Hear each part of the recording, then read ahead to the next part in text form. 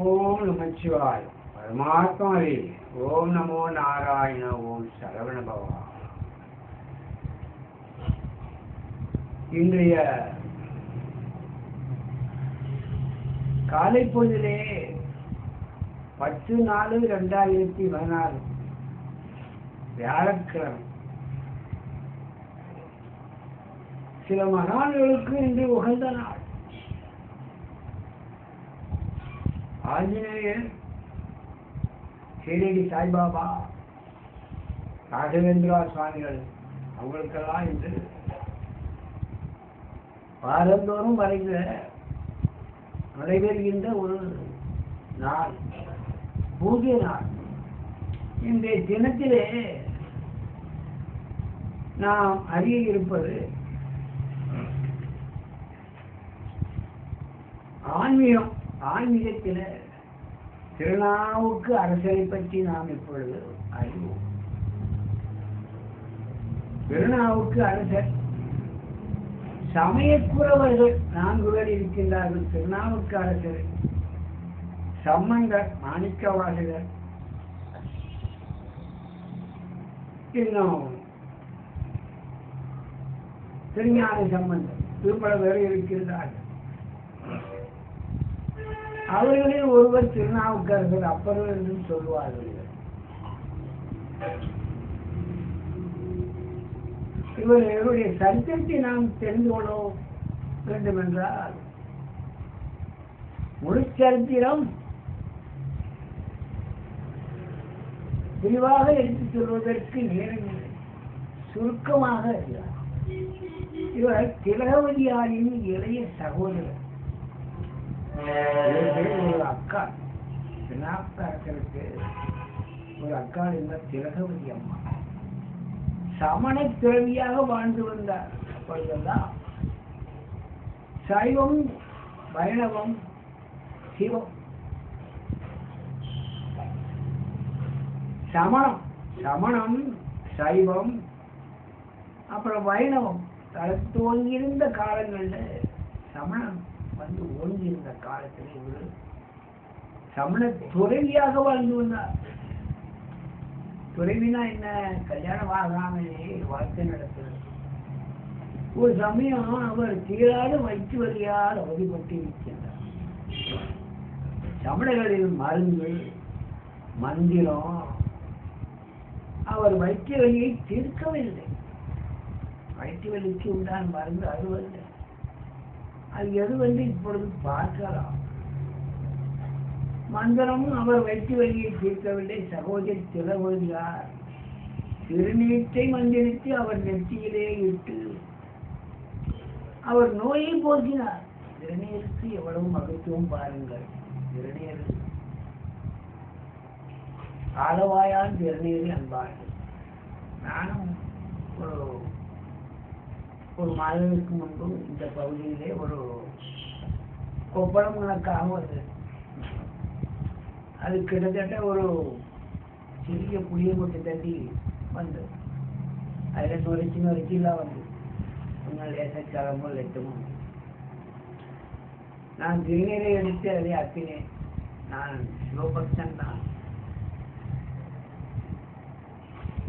அவரை நினைத்து அதிலே நான் அதை பூசினேன். அது வடு தெரியாமல் ஆகிவிட்டு பாருங்க. பார்த்தீர்களா? பாருங்கள். திருநீருக்கு அவ்வளவு ஒரு மகத்துவம் இருக்கிறது. சிவனுடைய திருநீர். சகோதரத்தவர் திருநீரை மந்திரத்தை நெத்தியிலே இட்டு அவர் நோயை போக்கினார். சமணம் புறந்து சைவத்திற்கு அழுப்பினார்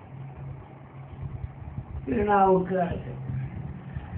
அதனால் கோபம் கொண்ட சமணர்கள் அவரை பாறாங்கல்லில்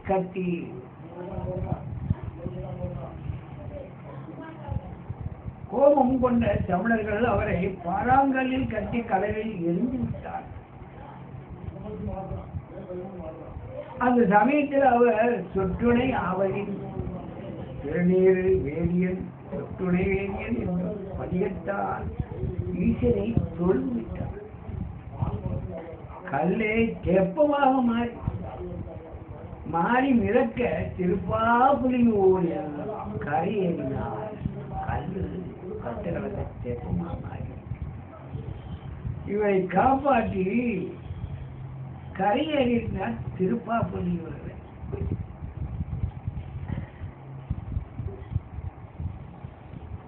ஈசனை குறித்த பல அற்புதங்கள் பாடல்களையும் அவர் பாடி மகிழ்ந்திருக்கிறார். சிவாலயங்களில் உறவாரப்படியை சிறப்பாக செய்து ஈசன் அருள் பெற்றார், திருவடி சேர்ந்தார். வழிபட்ட திருநாவுக்கரசர் அவர் பதியம்லாம் அருமையாக பாடியிருக்கின்றார். சமயக்குறவர்களில் இவர் ஒரு சிறப்பானவர். அப்படிப்பட்டவர் கதையை சுருக்கமாக அறிந்து கொண்டோம். அவருடைய பெருமை திருநாவுக்கரசர் நாம வாழ்க அவர் நமக்கு தந்த ஒரு பாடலை நாம் சொல்லுகிறோம் செய்வது. குறித்த வருவம் செவ்வாயு குணஜேக்கும் பனித்தகையும் பவளம் போல் நேரியும் வாழ்வெண்ணேரும் விதித்த உடைய எடுத்த பொற்பாதம் காண பெற்றான் வேண்டுவதே மாநிலத்தே இதனை பற்றி பாடியிருக்கின்றார். தமிழத்திலிருந்து சைவத்தை மாறி இதனை பற்றி பாடிய பாடலில் திருநாவுக்கரசர் அவருக்கு அப்பர் என்றும் ஒரு மறுவேர் உண்டு. குறிப்பிட்ட திருநாவுக்கரசர் அப்பர் வாழ்க. அவருடைய புலமை வாழ்வு செய்யுள் வாழ்வேறு போய்கொண்டு முடிக்கிறேன். இனிமையான பாடல்கள் அடுத்தபடியாக ஒன்றை பார்க்கலாம். ஆன்மீகத்திலே திருநாவுக்கரசர் அதுக்கு அடுத்தபடியாக உயிர்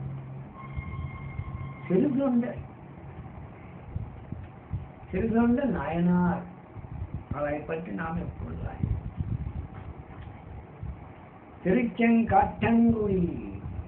திருச்செங்காட்டங்குடி வாழ்ந்து வந்தவர் திருத்தொண்டர். இங்கு திருநெல்வேலி அருகாமையிலே அங்கு ஒரு பஸ் ஸ்டாப் இருக்கின்றது. தொண்டர் சன்னதி, திருத்தொண்டர் சன்னதி தான் அது பெயர். இன்னும் அந்த பஸ் ஸ்டாண்ட் இருந்து வருகிறது.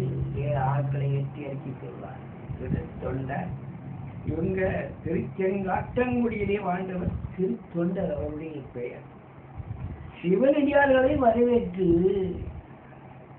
உணவளித்து அவர்கள் கேட்டவற்றை கொடுக்கின்ற திருத்தொண்டர் பணிபுரிந்து வந்தார். சிவனடியார்கள் வந்துட்டு அவர்களுக்கு கேட்டதை கொடுப்பார், உணவு கொடுப்பார், உதவியில் பல செய்து வருவார். அப்படிப்பட்ட திருத்தொண்டர் கேட்டவற்றை கொடுக்கின்ற திருத்தொண்டர் அவர்கள் தொண்டரை புரிந்து வந்திருக்கின்றார். ஒரு நாள் ஈசன் பைரவி வேடத்திலே வந்து அந்த சிறு தொண்டரிடம் மனைவி பிடித்துக் கொள்ள சிறு தொண்டர் வாழா வெட்டி மகனை பிள்ளைக்கறி வேண்டும் என்று கேட்டிருக்கின்றார். பாருங்க, பிள்ளை உன்னுடைய பிள்ளைக்கறி அறுத்து விரும்புப்பா, நீங்க 2 பேரும் பிடித்து வாழால் அறுத்து மகனை ஆளால் அறுத்து பரிசளித்து தர வேண்டும் என்று கேட்டிருக்கின்றார். உடனே அவ்வனமே பிள்ளைக்கறி அவன் படைத்து பயிராக்கி படைத்த ஒரு பயிராகி அந்த ஈசன் அவர் மகனும் தன்னுடன் சேர்ந்து உணவு உண்ண வேண்டும் என்று கூறி அவர் மகனை கூப்பிடிச்சு வந்தார். பெரிய கூப்பிட்டு வைப்பா. அதன் பிரகாரம் அதன்படி அந்த கூப்பிட அவர் மகன் உயிரோடு வந்தான். ஈசன் வடிவில் வந்த பயிராகி வடிவில் வந்த ஈசன் அவர்களுக்கு திருவருள் புரிந்து மோட்சம் கொடுத்ததாக வரலாறு. ஆக திருத்தொண்டருடைய நாயனாருடைய வரலாறு எப்படி இருக்கின்றது? அப்பொழுதெல்லாம் சைவம் சிவம் தரத்துவங்க காலம் மைனவத்திற்கு சிவத்தில் சமணம் வந்தது. அது கட்டாயமாக திணிக்கப்பட்டது. சிவம் அப்படி அல்ல. இப்பொழுது சிவம் சைவம் பயணம் இருந்து வந்தது. சண்டைக்கு தேர்வுகள் கிடையாது. அது வரைக்கும் நாம் மகிழ்ச்சியோடு இருந்து வாழ்ந்து இருவரும் ஒற்றுமையாக வாழ்வோம். அதாவது அயும் சிவனும் ஒன்று என்பார்கள். ஹரி விஷ்ணு வைணவம், சிவன் சைவம் சைவம் சிவன் இருவேறும் ஒன்றுதான் நமக்கு காட்சிகள் ஏதாவது தருகிறார்கள். ஒற்றுமையுடன் வாழ்ந்து நாம் நம்முடைய வாழ்க்கையை அமைதியாகவும் சந்தோஷமாகவும் அமைத்துக் கொள்வோம் என்று கூறிக்கொண்டு இந்த திருத்தொண்டனுடைய வரலாறை தெரிந்து கொண்டோம். ஓம் நமச்சிவாய. அடுத்தபடியாக மங்கையர்க்கரசி, சோழ மன்னனின் மகள் மங்கையர்க்கரசி குரு வழிபாட்டை பெரிதும் அளித்து வந்தார். குருவினுடைய வழிபாடு, தெய்வத்தினுடைய வழிபாடும் குருவினுடைய வழிபாடும் பாக்கியம். நின்றசே நெடுமாறனின் மனைவி, நின்றசே நெடுமாறனுடைய மனைவி நெடுமாறன் மதுரை ஆண்ட போதும் சமண மதத்தில் ஈடுபட்டுக் கொண்டார். சமண மதத்தில் ஈடுபட்டுக் கொண்டார். அதனால் சிவனடியாரின் வெறுப்புக்கு ஆளானார். நோய் கண்டு பெரிதும் துன்புற்றார். தன் கணவனின் மனதை மாற்ற மங்கையர்க்கரசி பெரும் முயற்சி எடுத்துக் கொண்டார். உடனே ஒரு நாள் திருஞான சம்பந்தரை வரவழைத்து அவர்கள் அரண்மனைக்கு எழுந்தருளினார். திருஞான சம்பந்தர் அவரது திருவாயால் ஈசனின் பெருமைகளை கேட்ட நெடுமாற பாண்டியன் சைவ சமயத்துக்கு மாறிவிட்டார். அவரை பற்றி இருந்த நோயும் இருந்ததை எடுத்து பூசினார். மன்னர்களுக்கு வெப்ப நோய் ஏற்பட்டு திருநெல்லை எடுத்து வெப்ப நோய். ஓம் நமச்சிவாய. பெண் பல்லாண்டு காலமாக சிவபூசை செய்து ஈசனடி சேர்ந்திருக்கின்றார் என்றார். வழிபட்ட ஈசனை தொழுதால் முக்தி கிடைக்கும். மங்கையர்க்கரசி பாருங்கள், மதுரையை ஆண்டு வந்த பாண்டியன் அவன் சமணத்திலே இருந்து சைவமாக மாறி திருநீரை அணிந்து ஞான சம்பந்தர் கொடுத்த திருநையும் பதிகத்தையும் பாரு என்று சைவத்துக்கு மாறினார் என்பது வரலாறு. ஓ நமச்சிவாய். அது இந்த இனத்திலே நாம் திருநாவுக்கரசர், திருத்தொண்டர், மங்கையர்க்கரசி இந்த 3 பேருடைய சரித்திரம் சிறியேனும் நமக்கு கேட்டல்பமாக இருந்தது. சிறிதனும் என்றால் நமக்கு உள்வாங்கிக் கொள்கிறோம். சிறப்பாக இருந்தது. வாழ்ந்து வளமுறை என கூறிக்கொண்டு குழந்தைகளை முடித்துக் கொள்கிறேன். நன்றி, வணக்கம். சுவம். ஓம் சாந்தி சாந்தி.